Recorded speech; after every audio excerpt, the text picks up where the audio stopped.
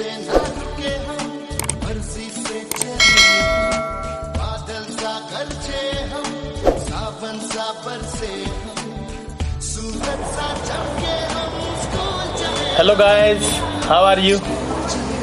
मैं Vikram, PGT commerce from Vikram search classes welcomes you in this session. ये जो session रहेगा हमारा आज का, वो रहेगा +1 अकाउंटेंसी का चैप्टर 3। टॉपिक रहेगा meaning and list of various accounting principles and somehow we will discuss some questions also on the various types of accounting principles। चलिए स्टार्ट करेंगे, और स्टार्ट करने से पहले मेरी आप लोगों से रिक्वेस्ट है कि आप लोग प्लीज़ अपनी नोटबुक पेन लेकर बैठें, ताकि आप लोग प्रॉपर तरीके से नोट्स बना सकें, और वो नोट्स बनने के बाद आप उनको दोबारा से रिवीजन के लिए यूज कर सकें। वैसे तो मैं आपको बता दूं कि मेरा जो वीडियो आप लोग जब सब्सक्राइब करते हो, लाइक करते हो, कमेंट करते हो, तो आप डिस्क्रिप्शन बॉक्स को भी चेक किया करें, क्योंकि उसमें मैं अपने हर एक वीडियो का जो PDF फाइल है वो डालना स्टार्ट कर दिया है, ताकि आप लोगों को अगर इनके PDF नोट्स चाहिए हो तो ज़्यादा समस्या आप लोगों के सामने ना आए। आप वहाँ से सीधा डायरेक्ट डाउनलोड करके आप उन PDF नोट्स का यूटिलाइजेशन कर सकते हैं, और साथ ही साथ अपने दोस्तों को भी शेयर करें, ताकि वो इसका ज़्यादा से ज़्यादा बेनिफिट ले सकें। चलिए हम लोग स्टार्ट करेंगे आज का अपना टॉपिक, और मैं ज़्यादा समय न लेते हुए मैं आपसे कहना चाहता हूं कि जो आज की क्लास होगी वो बड़ी दमदार क्लास होगी, और आई होप सो कि आप इस दमदार क्लास को सुनकर जो है आप लोगों को बहुत ज़्यादा बेनिफिट होने वाला है। कई बार ऐसे प्रिंसिपल्स, हम अकाउंटिंग प्रिंसिपल जब पढ़ते हैं तो हमें समस्या रहती है कि हमें समझ नहीं आ पाते, लेकिन मैंने उनको बड़ी सिंपल लैंग्वेज में श्री सुभाष दे जी की बुक से लिया है, और उनकी जो बुक से कंसेप्ट मैंने उठाए हैं that is totally based on NCERT, और आप लोगों को वो कंसेप्ट बहुत अच्छे देखने में समझ भी आएंगे। चलिए, आप इस टॉपिक को पढ़ने के बाद क्या क्या सीखने वाले हैं। You will be able to learn first of all meaning of accounting principles, second is basic accounting principles, and thereafter we will do a test also। चलिए स्टार्ट करते हैं। Meaning of accounting principle, that is GAAP standing for generally accepted accounting principles. In order to maintain uniformity and consistency in accounting records, certain rules or principles have been developed which are generally accepted by the accounting professions, is it? And these rules are called by different names such as principles, concept, conventions, postulates, assumptions and modifying principles। Simple language में अगर मैं आपको कहूँ तो basically gap या accounting principles क्या है, ये बनाए गए हैं किस पर्पज के लिए, जो हम अकाउंटिंग रिकॉर्ड रखते हैं उस अकाउंटिंग रिकॉर्ड में यूनिफॉर्मिटी आ सके, कंसिस्टेंसी आ सके, इसलिए इन डाटाज को हमने यहाँ मेंटेन किया है, इन रूल्स को हमने यहाँ, इन अकाउंटिंग प्रिंसिपल्स को हमने यहाँ डेवलप्ड किया है, और ये जनरली हर प्रकार के अकाउंटिंग प्रोफेशंस के लिए सुटेबल है, और वो उन्होंने इनको एक्सेप्ट भी किया है। इन रूल्स को हम अलग अलग नाम से जान सकते हैं, जैसे इनको कहीं पर प्रिंसिपल्स, कहीं पर कंसेप्ट, कहीं कन्वेंशंस, पोस्टुलेट्स, अजम्पशंस या मॉडिफाइंग प्रिंसिपल के नाम से भी जाना जाता है। तो चलिए स्टार्ट करते हैं इसके डेफिनेशन से। डेफिनेशन है generally accepted accounting principles GAAPs refers to the rules or principles adopted for recording and reporting of business transactions in order to bring uniformity in the preparation and presentation of the financial statement। क्यों हमने इन gap को study किया, क्यों हमने इन gap को analyse किया? बेटा देखिए, इन गैप को हमने इसलिए बनाया है, ये गैप जो है बेसिकली क्या है, जनरली एक्सेप्टेड अकाउंटिंग प्रिंसिपल्स हैं। इनको हमने इसलिए डिस्कस किया, इसलिए पढ़ा है क्योंकि ये हेल्प करते हैं फाइनेंशियल स्टेटमेंट्स को यूनिफॉर्म बनाने में, उनको यूनिफॉर्मिटी के वे से प्रेजेंट करने में, इसलिए हमने इन गैप्स के बारे में डिस्कशन किया, और यही गैप्स का एक्चुअल में मीनिंग भी है। आप यहाँ नोट लिख लें साथ साथ। इनमें हमने 3 बातें शामिल की, एक तो प्रिंसिपल, एक कंसेप्ट, और एक जो कन्वेंशंस क्या होती हैं या वैल्यूज क्या होती हैं उनके बारे में हम पढ़ेंगे। पहला पॉइंट है नोट का, that is principle. The term principle has been defined by AICPA as a general law or rules adopted or professed as the guide for actions and settled ground or basis of conduct or practice। इसका मतलब क्या है बेटा? इसका मतलब है कि हमने देखिए प्रिंसिपल का मतलब पहले भी पढ़ा है। प्रिंसिपल हमने बिजनेस स्टडी में, शायद हमने सेकंड चैप्टर में प्रिंसिपल ऑफ मैनेजमेंट हम लोगों ने डिस्कस किया होगा, पढ़ा होगा। इसका मतलब होता है कि कुछ जनरल गाइडलाइंस होती हैं, उन गाइडलाइंस के बेस पे हम कोई एक्शन करते हैं या कोई हमें ग्राउंड वर्क प्रोवाइड करता है जिसके ऊपर हम काम कर सकें, या किसी प्रकार का जो हमारा कंडक्ट है या प्रैक्टिस है उसके ऊपर ये बेस्ड होते हैं। तो ये जनरली हर एक प्रकार के ऑर्गेनाइजेशन के द्वारा अडॉप्ट किए गए हैं, प्रोफेस किए गए हैं, और इन्हीं को हम क्या बोलते हैं, प्रिंसिपल कहते हैं, एज पर द AICPA। ये जो है बेसिकली हम यहाँ डिस्कस करते हैं। सेकंड, इसमें हमने देखना है कंसेप्ट। कंसेप्ट क्या होता है बेटा? The term concept refers to the necessary assumptions and ideas which are fundamental to accounting practices. यानी जो अकाउंटिंग प्रैक्टिस होती हैं उनके लिए हमारी बेसिक अजम्पशंस होती हैं, उनको हम कंसेप्ट बोलते हैं। बेसिक आइडियाज होते हैं, उनको हम क्या बोलते हैं? कंसेप्ट्स बोल के चलते हैं, वो हमारे कंसेप्ट्स होते हैं। फॉर एग्जांपल अगर मैं बात करूं आपसे ड्राइविंग की, तो ड्राइविंग का बेसिक कंसेप्ट क्या है? दैट आपके जो है ना ABC आपको क्लियर होना चाहिए। एक्सेलरेटर, ब्रेक और क्लिच की, एक्सेलरेटर कहाँ से होगा, ब्रेक कहाँ से लगेंगे और क्लिच कहाँ से होंगे। तो these are the fundamental ideas होते हैं, ये अजम्पशंस होती हैं कि हमें ये पता है कि एक जो ड्राइवर है उसको इन चीज़ों के बारे में पता होगा, तो वो उनके हिसाब से गाड़ी को ड्राइव कर सकता है। चलिए नेक्स्ट चलते हैं हम। नेक्स्ट है हमारे पास कन्वेंशन। कन्वेंशन क्या होता है बेटा? The term convention connects customers और traditions as a guide to the preparation of accounting statement.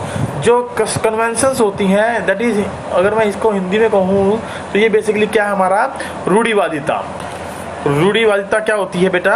रूढ़िवादिता का मतलब होता है जो चीज़ प्री चलन में हो, पहले से चलन में हो, उसे हम रूढ़िवादिता बोलते हैं। जैसे मान लीजिए घर पे लड़का हुआ तो कुआं पूजन का चलन तकरीबन सभी के घर में होता है, तो ये क्या है? कन्वेंशन एक प्रकार का, हमने पहले से इस रिवाज को चलाया हुआ है।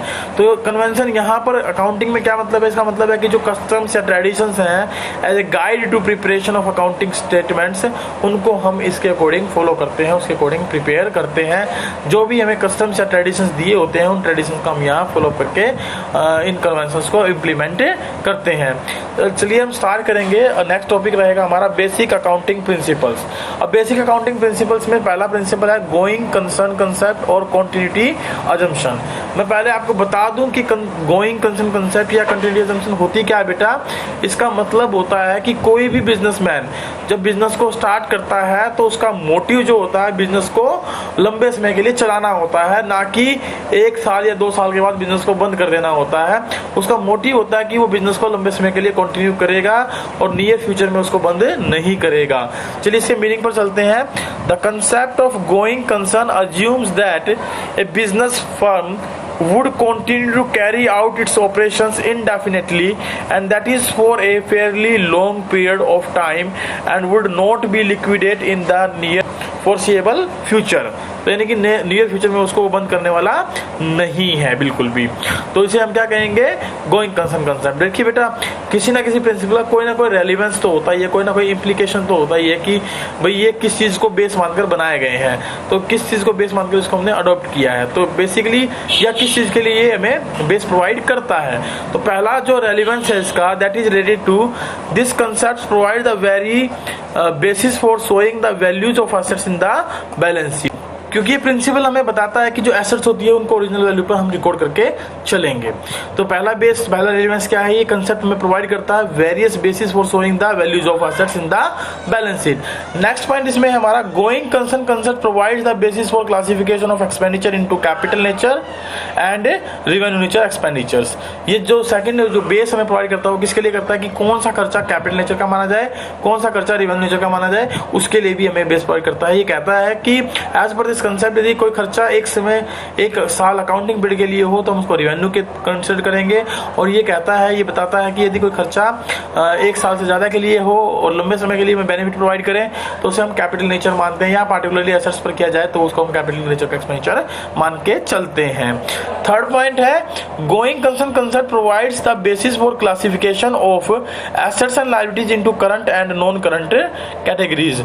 और ये हमें एसेट्स को कैटेगराइज करने में भी भी हमारी मदद करता है कि कौन सी एसेट्स हमारी करंट नेचर की और कौन सी एसेट्स हमारी नॉन करंट नेचर की है। किसको हम करंट एसेट्स कहेंगे, किसको हम नॉन करंट एसेट्स कहेंगे, इसके बारे में भी ये बेस प्रोवाइड करता है।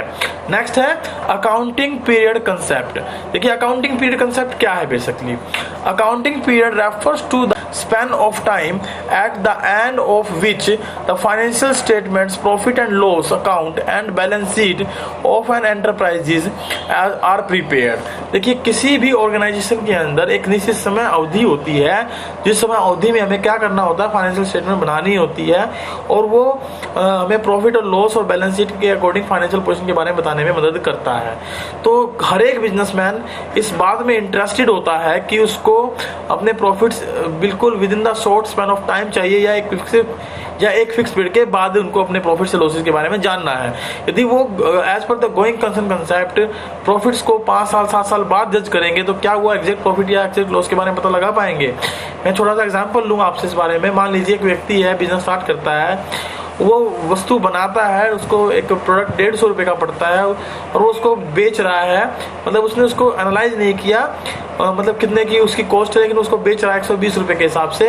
और 2-3 साल 4 साल बाद वो देखता है कि फर्म जो है बंद होने के कगार पर। ऐसा क्यों? तो उसने थोड़ा एनालिसिस किया, उसने अकाउंटिंग प्रोसेस को फॉलो करके देखा, उस अकाउंटिंग प्रोसेस में उसने पता लगाया, उसको पता लगा, क्या पता लगा कि जो प्रोडक्ट वो 120 में बेच रहा था वो 150 रुपये में तो उसको मैन्युफैक्चर्ड हो रहा था। तो इस प्रकार की जानकारी को अगर हम टाइमली लेना चाहते हैं तो we have to follow this accounting concept. चलिए इसमें क्या है जरा और देखते हैं। हर एक जो बिजनेसमैन होता है, मैंने आपको बताया, वो इंटरेस्टेड होता है to know what to know whether it has earned profits और incurred losses during an accounting period and what exactly in the position of its assets and liabilities at the end of the period. No firm can wait for long to know the results of business operations and financial positions। कोई भी business इस चीज के लिए wait नहीं करेगा कि उसके एग्जैक्ट प्रॉफिट्स क्या हैं, लॉसेस क्या हैं, वो उनको जानना चाहेगा। इसलिए हम इस पर्पज को सोल्व करने के लिए किस प्रिंसिपल को फॉलो करते हैं, अकाउंटिंग पीरियड प्रिंसिपल को। और इस पीरियड के अकॉर्डिंग हमारा जो अकाउंटिंग पीरियड बेसिकली वो 12 महीने का होता है।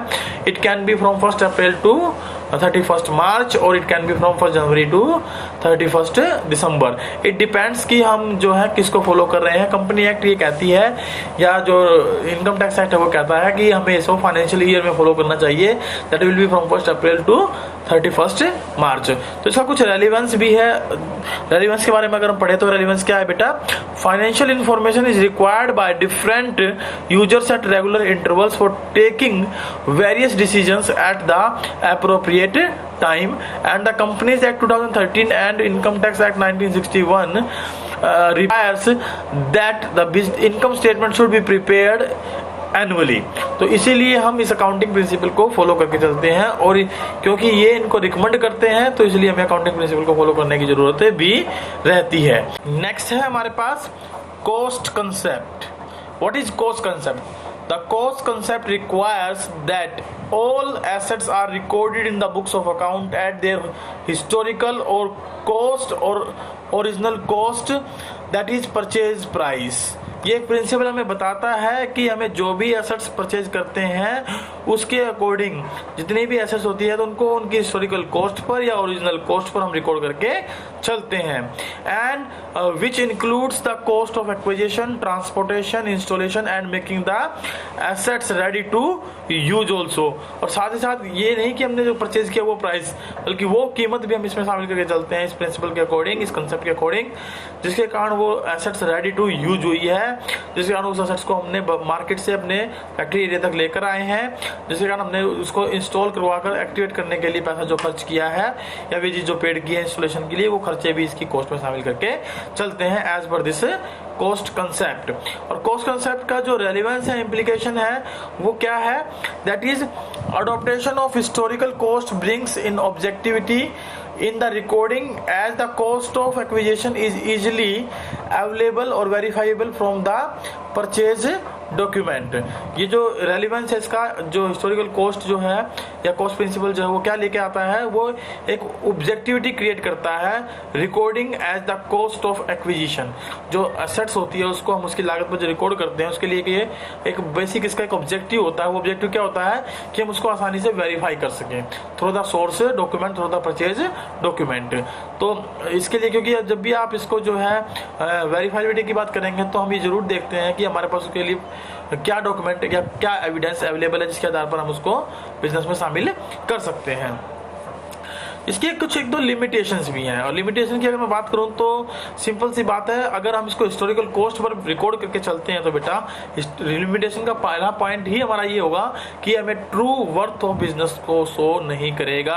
It means it does not shows the true worth of the business. And next one है हमारे पास, it may lead to hidden profits. Definitely अगर हम लोग कॉस्ट कंसेप्ट को फॉलो करके चलते हैं तो ये हिडन प्रॉफिट्स को भी लीड सकता है, क्योंकि एज पर दिस हमारी जो कॉस्ट है वो तो उतनी ही रहनी है जिस पर हमने उसको परचेज किया था, लेकिन जबकि हमको ये पता है कि धीरे धीरे उसके ऊपर डेप्रिसिएशन भी लगता है और वो उसकी एसेट्स की कॉस्ट भी घटती हुई चलती है, उसके बेनिफिट स्टार्टिंग टाइम में ज़्यादा होते हैं, लेटर ऑन घटते चले जाते हैं। तो कहीं ना कहीं ये हिडन प्रॉफिट्स को या हिडन लॉसेस को भी जो है ना लीड करने में सक्षम रहता है, जो कि एक बेसिकली हमारे लिए क्या होता है, लिमिटेशंस होती हैं। चलिए नेक्स्ट हम पढ़ेंगे ड्यूल एस्पेक्ट कंसेप्ट। बेटा ड्यूल एस्पेक्ट कंसेप्ट क्या है? देखिए dual aspect concept states that every transaction has a dual और two fold effect and should therefore be recorded at two places. In other words, at least two accounts will be involved in recording of a transaction. Dual aspect का मतलब है, dual का मतलब है double, जहां पर कम से कम दो अकाउंट तो प्रभावित होंगे ही होंगे, या हम उस ट्रांजेक्शन को दो अकाउंट्स में रिकॉर्ड करके चलते हैं। This type of dual effect takes the place in case of all above the business transactions, and is also known as duality principle. ये जो प्रिंसिपल है वो हर प्रकार के बिजनेस में एप्लीकेबल होता है, इसलिए इसको ड्यूलिटी प्रिंसिपल के नाम से भी जाना जाता है। The duality principle is commonly expressed in the terms of fundamental accounting equation, so which is to be follows as where assets is equal to liabilities plus capital। तो इसको हम क्योंकि अकाउंटिंग फंडामेंटल इक्वेशन के तौर पे present करते हैं, तो इसको लिखने का तरीका क्या होता है कि assets is equal to liabilities plus capital. इसका मतलब है कि अगर हमारी कहीं एसेट्स बढ़ रही है तो डेफिनेटली कहीं ना कहीं हमारे उससे लायबिलिटीज या कैपिटल में भी इंक्रीमेंट हो रहा होगा, या एसेट्स बढ़ रही होगी और एसेट्स घट रही होगी, या लायबिलिटीज बढ़ रही होंगी और कैपिटल घट रही होंगी। इट मीन्स इसका जो बैलेंस होगा वो हमेशा इक्वल होगा। इसका रेलिवेंस क्या है बेटा, क्यों जो है ये हमारे लिए इंपॉर्टेंट है? You can say dual aspect is the foundation और basic principle of accounting. It provides the very basis for recording business transaction into the book of accounts. Next है बिजनेस एंटिटी कंसेप्ट। प्यारे बच्चों, आप लोगों ने business भी पढ़ा है, आपने एंटिटी का मतलब भी पढ़ा है, और इन दोनों को मिला दिया जाए तो क्या बन जाएगा? Business entity concept. देखिए बिजनेस एंटिटी का मतलब होता है एक separate organisation, separate physical existence of any kind of firm. तो कोई भी बिजनेस जिसकी अपनी सेपरेट आइडेंटिटी होती है उसको हम क्या बोलते हैं? Business entity. ये कंसेप्ट, ये प्रिंसिपल हमें बताता क्या है बेटा? This concept of business entity assumes that the business has a distinct and separate entity from its owners। इसका मतलब है कि जो बिजनेस होता है उसके मालिक से जो है एक सेपरेट और डिस्टिंक्ट रिलेशनशिप होता है। इसका मतलब है कि बिजनेस और बिजनेसमैन दोनों अलग अलग होते हैं। बिजनेस के लिए बिजनेसमैन जो है एक प्रकार का क्रेडिटर ट्रीट किया जाता है, और बिजनेसमैन जो पैसा लगाता है बिजनेस में तो उसके बदले में वो इंटरेस्ट ऑन कैपिटल भी लेता है।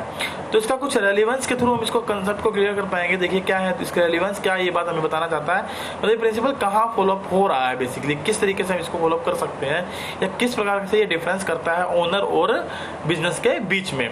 It means that for purpose of accounting, the business and its owners are to be treated as separate entities।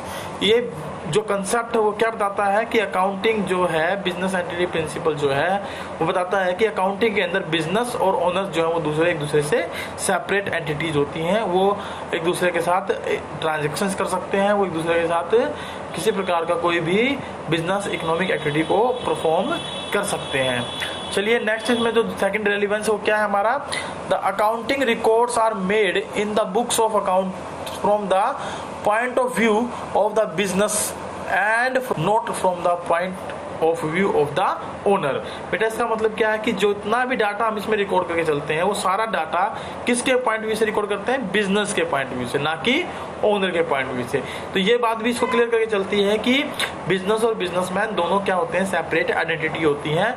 Next principle है हमारा, नेक्स्ट कंसेप्ट हमारा मनी मेजरमेंट कंसेप्ट। बेटा मनी मेजरमेंट कंसेप्ट, ये concept है क्या, देखिए मनी मेजरमेंट, इसको आप समझें तो मैंने आपको फर्स्ट डे जब लेक्चर लिया था अकाउंटिंग का, इंट्रोडक्शन टू अकाउंटिंग में, तो मैंने आपको बताया था जितनी भी ट्रांजैक्शंस होती हैं यदि वो मॉनेटरी वैल्यू में प्रेजेंट की जा सकती हो तो ही हम उसको अकाउंट में रिकॉर्ड करते हैं, अदरवाइज उसको अकाउंट में रिकॉर्ड नहीं करते हैं।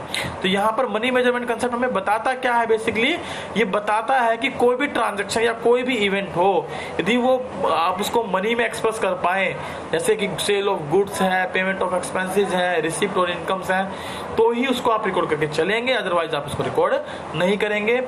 चलिए इसको पढ़ते हैं, देखते हैं क्या लिखा है। The concept of money measurement state that only those transactions and events are to be recorded in the books of accounts which can be expressed in the terms of money such as sale of goods, payment of expenses और receipts of income, etc.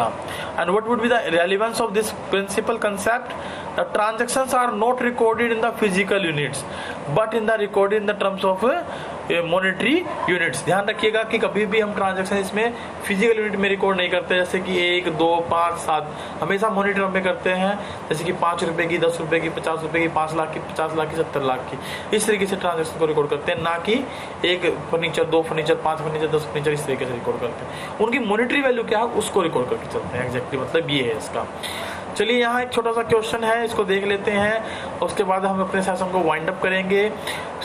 Question क्या है, that is based on the source based question. आप इसका जो है screenshot ले लें बेटा, स्क्रीनशॉट लेने के बाद आपको ये क्वेश्चन समझना आसान हो जाएगा और इसके आंसर देना आपके लिए आसान हो जाएगा। टिल दैट मैं क्वेश्चन आप लोगों के लिए पढ़ देता हूँ। Shyam brothers boat furniture of ₹20,000 on 1 April 2019। The estimated useful life of the furniture is ₹10 years and with 0 scrap value at the end. The accountant of the firm charged ₹20,000 from the revenue while preparing the financial statement for the year ended 31 मार्च 2020। तो ये जो statement थी वो क्या है बेटा, basically देखें, Shyam brother ने एक फर्नीचर खरीदा था 20,000 रुपए का 1 अप्रैल 2019 को, और उसकी एस्टिमेटेड लाइफ कितनी रखी गई, 10 साल रखी गई, 0 स्क्रैप वैल्यू के साथ। तो अकाउंटेंट ने क्या किया, 20,000 को एज इट इज खर्चा मान लिया, रिवेन्यू में ट्रीट कर लिया जब उसने फाइनेंशियल स्टेटमेंट बनाई।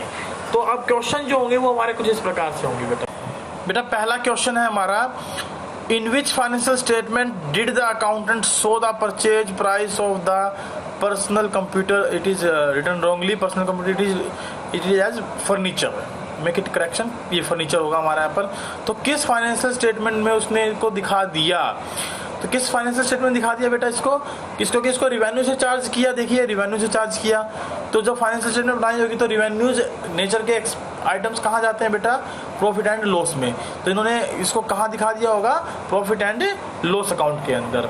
इसका आंसर रहेगा the accountant charge the whole amount of purchase price of the furniture ₹20,000 from the revenue and showed in the profit and loss account. चलिए नेक्स्ट क्वेश्चन हम देखते हैं क्या है, was the accountant correct, give valid reason in support your answer. बेटा मैं आप लोगों को बता दूं, आप मुझे सिंपली आंसर दें, यदि आपने कोई फर्नीचर खरीदा है, अगर वो फर्नीचर रीसेल के लिए है तो दैट विल बी गुड, अगर वो पर्सनल यूज के लिए है, ऑफिस यूज के लिए है, तो बताइए क्या वो जो अकाउंटेंट ने रिकॉर्डिंग की प्रॉफिट एंड लॉस में, क्या वो सही की, एग्जैक्टली बिल्कुल सही नहीं की। क्यों? क्योंकि ऐसी चीज को हम एसेट्स ट्रीट करते हैं और अकाउंटेंट ने जो ऐसा किया तो वो गलत किया। रीजन बीइंग क्योंकि वो पार्टिकुलर एक एसेट्स के तौर पे ट्रीट होती है, या हम इसमें लिख सकते हैं it will not be fair to charge the whole amount of 20,000 from the revenue of the year 2019-20। Instead that part of furniture which has been consumed और used during 1920 that is known as depreciation. हम उस depreciation को तो जो है business में दिखा सकते हैं, जिसके ऊपर बेसिकली जो डेप्रिसिएशन बनेगा वो किस तरीके से बनेगा कि मान लीजिए उसकी कॉस्ट थी 20,000, स्क्रैप वैल्यू थी 0, तो 20 माइनस में 0 डिवाइडिंग बाय एस्टिमेटेड लाइफ थी उसकी 10, तो ईयरली डेप्रिसिएशन बनता उसका 2,000 रुपये। तो 2,000 रुपये तो वो क्या कर सकता था, प्रॉफिट एंड लॉस में दिखा सकता था, लेकिन सारी वैल्यू को उसने दिखा दिया, वो उसने गलत किया।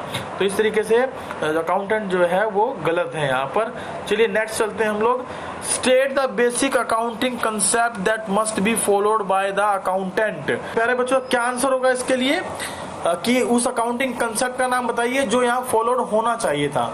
देखिए यहाँ पर स्पष्ट बताया कि 20,000 रुपए की जो असेट्स है उसको हमने एज एन एसेट रिकॉर्ड करना चाहिए, और किसके अकॉर्डिंग रिकॉर्ड करना चाहिए, एज पर the accountant should be followed going concern concept. क्योंकि गोइंग कंसर्न कंसेप्ट बताता क्या है बेटा, कि it state that which provide the very basis for showing the values of assets in the balance sheet. The concept of going concern assume that business firm would continue to carry out its operation for the longer period और indefinitely period, that is for a fairly long period of a time, and would not be liquidated in the foreseeable future. That's why there should be applicable going concern concept. चलिए next question पे चलते हैं। Next question है हमारा, on 1st July 2020 APC Enterprises which is engaged into manufacturing of paper, cup and plates purchased an old machinery from the Ahmedabad for rupees 4,20,000. An amount of rupees 10,000 was spent on the transportation of the machinery to the factory site in Noida. In addition, rupees 40,000 was spent on repairs for bringing the machinery into running position, and rupees 30,000 on its installations. The market value of machinery purchased was rupees 6 lakh, and on that date in the Noida, the remaining useful life of machinery is estimated to be 5 years. So this is the case study बेटा। ये कह रहा है कि हमने एक machinery खरीदी है मैन्युफैक्चरिंग करने के लिए, जिसमें कि हम पेपर कप और प्लेट्स बनाएंगे, और उस मशीनरी को हमने पुरानी मशीनरी के तौर पर 4,20,000 में जो खरीदा था, जिसके ऊपर हमने कुछ खर्चे भी किए। उन खर्चों में 10,000 रुपये हमने उसके ट्रांसपोर्टेशन पे खर्च किए, और बाकी का जो पैसा है कुछ हमने 40,000 रुपये की अमाउंट जो है उसके मशीनरी को रिपेयर करने पे खर्च करवाया, और कुछ पैसा जो है उसको इंस्टॉलेशन पे खर्च करवाया। जबकि मार्केट में उस दिन उस की नई की जो वैल्यू थी वो कितनी थी, 6 लाख रुपए। तो बेटा क्वेश्चन जो है हमारा वो कुछ इस प्रकार से रहेगा, at what amount the machinery will be recorded in the books of account on July 1, 2020। तो आप मुझे बताएं कि 1 जुलाई 2020 को यदि हम असेट्स को रिकॉर्ड करें तो किस वैल्यू पर रिकॉर्ड करके चलेंगे। तो answer will be very simple. Answer क्या रहेगा बेटा आप लोगों का, आंसर होगा कि जितना भी पैसा हमने उसके ऊपर खर्च किया पहली बार, उन सबको हम प्लस कर लेंगे, जिससे हमारी क्या आ जाएगी, कॉस्ट ऑफ द मशीनरी। तो यहाँ 4,20,000 की हमने परचेज की थी, प्लस हमने इसके ऊपर 10,000 रुपये और खर्चे किए थे, प्लस 40,000 रुपये हमने इसके रिपेयर पर खर्च किए थे, प्लस 30,000 रुपये हमने इसके इंस्टॉलेशन पर खर्च किए। तो इन सबको हम प्लस कर देंगे तो हमारी एसेट्स की वैल्यू कितनी आ जाएगी बेटा, that will be rupees 5 lakh. Next question है, explain the relevant concept of accounting in support of your answer. आपको इसमें रेलिवेंट कंसेप्ट बताना है बेटा। देखिए सीधी सी बात है, मैंने अपने कॉस्ट कंसेप्ट में क्या पढ़ा था कि जितने भी एसेट्स हम खरीदते हैं उनसे रेट जो भी खर्चे होते हैं, चाहे वो इंस्टॉलेशन का हो चाहे वो रिपेयर का हो, एट द फर्स्ट टाइम हम उसको उसकी कॉस्ट में शामिल करके चलते हैं। तो यहाँ हमारे लिए इसका जो अकाउंटिंग कंसेप्ट होगा वो कौन सा होगा बेटा, कॉस्ट कंसेप्ट। नेक्स्ट क्वेश्चन है, at which amount of machinery will be shown in the balance sheet as on 31st March 2021। देखिए 31 मार्च 2021 को पूछ रहा है कि हम इसको किस वैल्यू पर बुक्स में शो करेंगे। तो सीधी सी बात है बेटा, जुलाई में परचेज की थी, 31 मार्च 2021 को आप दिखाओगे तो टाइम गैप जरा चेक करें कितना बनता है। देखिए जुलाई से लेके 31 मार्च तक अगर बात करें तो पहले 3 महीने अगर मैं निकाल दूं एक फाइनेंशियल ईयर में से, अप्रैल मई और जून, तो उसके बाद हमारे पास कितना महीना बचता है, 9 मंथ्स बचते हैं, 9 मंथ्स बचते हैं। और 9 मंथ्स का जो डेप्रिसिएशन है वो इस असेट्स पर जरूर लगेगा, और 9 मंथ्स का डेप्रिसिएशन लगाने के बाद हमारे पास जो भी वैल्यू बचेगी उस वैल्यू को हम बैलेंस शीट में शो करके चलेंगे। तो यहाँ पर आप इसको अगर कंसीडर करना चाहें, कैलकुलेट करना चाहें तो कैसे करेंगे बेटा, टोटल एसेट्स हमने कितने खरीदी थी, 5 लाख रुपए की, और उसकी एस्टिमेट लाइफ कितनी मानी थी हमने, 5 साल। स्क्रैप वैल्यू हमारे पास गिवन नहीं थी, तो 5 से मैं इसको डिवाइड कर दूं तो साल पूरी सालाना वैल्यू कितनी हो गई उसकी डेप्रिसिएशन की, 1 लाख रुपए। और उस 1 लाख रुपए के डेप्रिसिएशन की जो अमाउंट है वो है पूरी ईयरली की। अब उसको 9 महीने में अगर हम कन्वर्ट करें तो देखिए इंटू कर देंगे 9/12, 3 3 जा 3, 3 4 जा 12, तो हमारे पास 1 लाख गुना 3/4 यानी कि 75%, इट मीन्स 75,000 रुपये वैल्यू जो है पहले साल में डेप्रिसिएशन उसके ऊपर लगेगा। तो हम बैलेंस शीट पे कितनी वैल्यू शो करेंगे बेटा, 5 लाख माइनस में 75,000, 4,25,000 रुपये उसकी वैल्यू शो करके चलेंगे। चलिए नेक्स्ट क्वेश्चन हमारे पास क्या है, what is the limitation of recording assets at their market values. देखिए लिमिटेशन की बात अगर मैं करूं तो शायद मैं क्वेश्चन ऊपर भूल गया, उस क्वेश्चन को पहले डिस्कस कर लेते हैं, बाद में इस क्वेश्चन का आंसर आप खुद दे देंगे। क्वेश्चन था state any two limitation of the above concept of accounting. It means जो कॉस्ट कांसेप्ट हमने आइडेंटिफाइड किया उसकी कोई तो लिमिटेशन बताइए। लिमिटेशन के बारे में अगर बात करें तो हमने पढ़ा था बेटा कि एक तो true worth of business show नहीं करता, दूसरा ये हिडन प्रॉफिट्स को लीड करता है। तो these are the two basic limitation of this cost concept. So you can carry on the same answer in the question number D. At what amount of machinery will be shown in the balance sheet as on 31st March 2020? आपको इसमें जो explain करना था वो आप यहाँ लिख सकते हैं। चलिए नेक्स्ट क्वेश्चन है, what is the limitation of sorry मैं फिर गलत बोल गया, क्वेश्चन नंबर ई में आप ये आंसर देंगे, limitation recording assets at their market value में। Is it okay? चलिए नेक्स्ट है हमारे पास revenue recognition realisation concept. Revenue recognition concept बेटा होता क्या है, इसके बारे में अगर हम डिस्कस करें तो मैं आपको बता दूं कि इसका मतलब होता है, तो सबसे पहले इसमें देखिए रिवेन्यू है क्या। रिवेन्यू का मतलब होता है जो भी पैसा आपको गुड्स को बेचने से, सर्विसेज को प्रोवाइड करने से मिलता है उसे हम क्या बोलते हैं, इसमें रिवेन्यू बोलते हैं। और उसमें हम इसके अलावा और भी शामिल करते हैं जैसे income, rent, commission, rent, interest, royalty, dividend etcetera, ये सब भी हमारा रिवेन्यू का पार्ट माना जाता है। इस कंसेप्ट के अकॉर्डिंग बेटा होता क्या है, ये कंसेप्ट हमें ये बताता है कि कोई भी बिजनेस ट्रांजेक्शन को आप रिवेन्यू मानेंगे या किसी भी बिजनेस ट्रांजेक्शन को रिवेन्यू कंसिडर करने के लिए जरूरी है कि हमें एक लीगल राइट मिले उस पैसे को, उस अमाउंट को रिसीव करने का, या पॉइंट ऑफ टाइम हो when the goods has been sold और सर्विसेज हैज बीन रेंडर्ड, तो ही हम उसे क्या कहेंगे कि वो रिवेन्यू को रिकॉग्नाइज करेगा, अदरवाइज रिवेन्यू को रिकॉग्नाइज नहीं करेगा। चलिए इसको थोड़ा सा डिस्कस कर लेते हैं। The concept of revenue recognition requires that the revenue for a business transaction should be included in the accounting records only when it is recognised. Revenue is assumed to be realized when the legal right to receive it arises. That is the point of time when goods have been sold or services have been rendered. So that is to be known as revenue recognition concept. तो इसके बाद इसमें थोड़ा सा हम आगे चले हैं तो हमारे पास क्या है बेटा, इसकी कुछ जनरल रूल्स हैं जो ये बताते हैं कि ये रिवेन्यू रिकग्निशन कंसेप्ट को फॉलो करके चलेगा। पहला रूल है बेटा, credit sales are treated as revenue on the date of sales and not when money is received from the debtor. बड़ा सिंपल सा है, जब आप कोई उधार सामान बेचते हो तो जिस दिन आपने उधार सामान बेच दिया, इनवॉइस कट गया, तो उस दिन से ही हम उसको क्या मान लेंगे, रिवेन्यू मान लेंगे, चाहे आपको पैसा मिले चाहे आपको पैसा अभी नहीं मिला हो। Is it okay? चलिए नेक्स्ट देखते हैं इसमें क्या है। For the income such as rent, commission, interest, royalty, dividend etcetera, revenue is recognised on the basis of period to which they relate. अगर मैं बात करता हूँ कमीशन की, इंटरेस्ट की, रॉयल्टी की, डिविडेंड की, तो वो कब हमारी इनकम मानी जाएगी बेटा, उसको हम इनकम तब मानेंगे जो वो उस पार्टिकुलर पीरियड से रिलेट करते हो, जिसके लिए हमें वो रिसीव्ड हुआ हो या रिसीव एबल हो। इसकी एक दो एक्सेप्शंस भी हैं बेटा, उन एक्सेप्शंस को भी देख लेते हैं जनरल रूल्स के साथ साथ। पहला एक्सेप्शन है in case of contracts like construction work when which take long time, since say you can say 2 or 3 years to complete. So proportionately amount of revenue based on the part of construct work completed by the end of the period is to be treated as realized and that is to be considered as a revenue. अगर कोई contractor है, कोई contract लेता है जिसको 3 या 4 साल लगेंगे पूरा होने में, और उसको जो कि ईयरली जितना भी काम पूरा होता है तो उसके अकॉर्डिंग जो उसको पैसा मिलता है या रिलाइज होता है या रिलाइजेबल है, उसका रिवेन्यू माना जाएगा, ना कि पूरे कॉन्ट्रैक्ट की कीमत। नेक्स्ट है, similarly when goods are sold on the hire purchase the amount collected in instalment is treated as realised और to be known as revenue. अगर कोई चीज़ आप हायर परचेज यानी इंस्टॉलमेंट बेसिस पर बेच देते हो तो उस कंडीशन में भी जो इंस्टॉलमेंट आपको मिलेगी या पार्टिकुलर पीरियड की जो इंस्टॉलमेंट ड्यू होती है वही आपका रिवेन्यू कंसिडर किया जाएगा, ना कि पूरी value of the sale. Is it okay?